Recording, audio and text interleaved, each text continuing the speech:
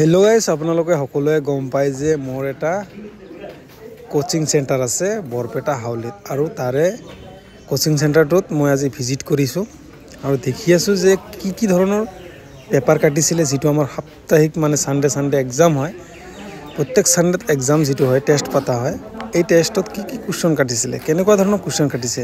চ' কিছুমান দুটা এটা ভুল হৈছিল, মই শুধৰণি কৰি দিলোঁ, ছাৰক কৈ দিলোঁ যে এনেকৈ কুৱেশ্যনখিনি কাটিব, এইকেইটাকে জিকে দিব বা এইকেইটাকে মেথছ দিব, এইকেইটাকে ৰিজনিং দিব, তেনেকৈ মানে মই মিলাই দি আহিছোঁ। অলপ মানে কুৱেশ্যনৰ হাৰটো মানে মিলা নাছিলে, মই মিলাই দিলোঁ।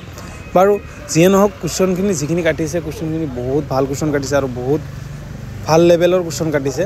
চ' আপোনালোকে যদি এই পেপাৰখিনি ছল্ভ কৰিব পাৰে, তেতিয়াহ'লে আপোনালোকৰ কোনো ধৰণৰ টেনশ্যন নাই অসম আৰক্ষীৰ কাৰণে। কাৰণ কিয়, মই দুইবাৰ অসম আৰক্ষীত ৰিটেন পাছ কৰিছোঁ। চ' তাৰ কাৰণে কৈছোঁ, দুইবাৰ পাছ কৰিছোঁ, তথাপিতো নলেজ অলপ হ'লেও আছে যে কেনেকুৱা ধৰণৰ কুৱেশ্যন আহে।